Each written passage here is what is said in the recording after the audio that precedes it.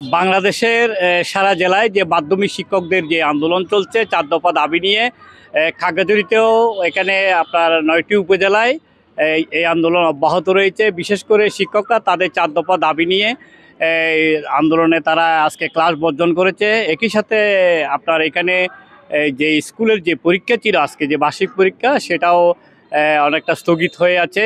এখানে আমি যেখানে দাঁড়িয়ে আছি খাগড়াছড়ি সরকারি উচ্চ বিদ্যালয়, এখানে শিক্ষকরা তাদের যে শিক্ষকের যে গেট রয়েছে সেই গেটে তারা এখন তাদের ব্যানার টানিয়ে তাদের দাবির প্রতি সমর্থন জানিয়ে তারা আন্দোলনে রয়েছে, আন্দোলন চলমান।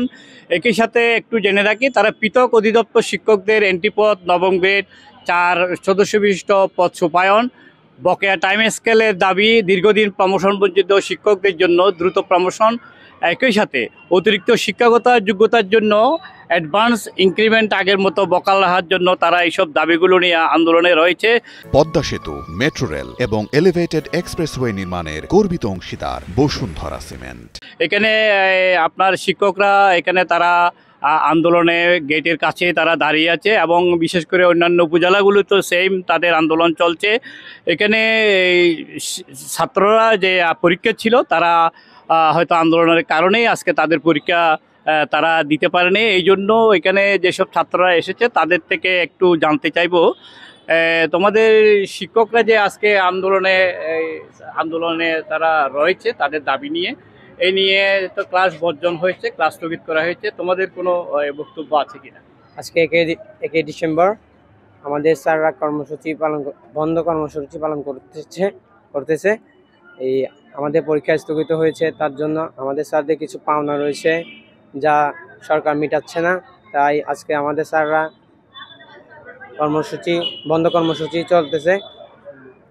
ধন্যবাদ। এই শিক্ষার্থী সে বলতে চাচ্ছিল যে সেইখানে আন্দোলন ছাত্রদের যে আন্দোলন করছে তাদের প্রতি যে বৈষম্য রয়েছে সেই কারণেই তারা শিক্ষকরা আন্দোলনে রয়েছে। একই সাথে আন্দোলনরত এখানে একজন শিক্ষিকা রয়েছেন, আমি তার কাছ থেকে একটু জানতে চাইব, আপনাদের যে আন্দোলন চলছে আন্দোলনের প্রতি আপনাদের যদি কর্মসূচি যে দিয়েছে এটা তো আজকে আপনারা পালন করছেন, যদি পালন করা না হয় তাহলে আপনারা আরও কোনো কঠোর আন্দোলনে যাবেন কিনা? আমাদের কেন্দ্রীয়ভাবে যে সিদ্ধান্ত নেওয়া হয় সেভাবে আমরা একমত আছি, আমরা আবার চালিয়ে যাব। যদি ওনারা মেনে নেয় তাহলে আমরা আর সামনে শিক্ষার্থীদের মাঝে ফিরিয়ে যাব।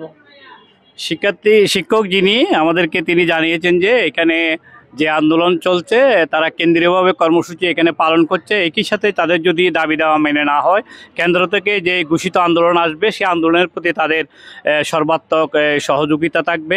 এখানে খাগড়াছড়ি জেলা মাধ্যমিক যে সরকারি শিক্ষক রয়েছে তাদের একটা সংগঠন রয়েছে সমিতি, এখানে সমিতির সাধারণ সম্পাদক আছেন, আমি তার সাথে একটু কথা বলতে চাচ্ছি। আপনারা কি এই আন্দোলনে আপনার কতদিন পর্যন্ত চলবে, কিংবা আপনারা পূর্ণ বিরতি নাকি এটা অনির্দিষ্টকালের জন্য? আমাদের এখন পূর্ণ বিরতি চলছে এবং আপনি জানেন আমাদের যে দাবি দাওয়াগুলো আপনিও বলেছেন, আমরা একেবারে খুব বেশি বঞ্চিত। যেখানে আপনার সরকারি কলেজ, বেসরকারি শিক্ষক এবং প্রাথমিক শিক্ষকদেরও ন্যায্য দাবি দাওয়াগুলো মেনে নেওয়া হয়েছে, সেখানে আমাদের এই যে এন্ট্রি পদ, নবম, আলাদা অধিদপ্তর, বকেয়া সিলেকশন গ্রেড, টাইম স্কেল, এসব দাবিগুলো যদি আমাদের যত দ্রুত সম্ভব মেনে নেওয়া হবে তত দ্রুতই আমরা শ্রেণীকক্ষে ফিরে যাব, আমরা শিক্ষা কার্যক্রম পূর্ণ উদ্যমে চালু করব।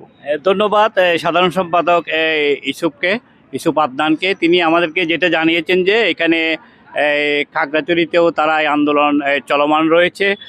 তাদের দাবি যদি সহসা মেনে না হয় তাহলে তারা সহসা শিক্ষার্থীদের নিয়ে ক্লাসে ফিরে যাবেন, শিক্ষার্থীরা আবার নতুন করে প্রাঞ্চলতা ফিরে পাবেন। না হলে এখানে তাদের আন্দোলন দাবি মানা না হওয়া পর্যন্ত অব্যাহত থাকবে বলে আমাদেরকে জানিয়েছেন।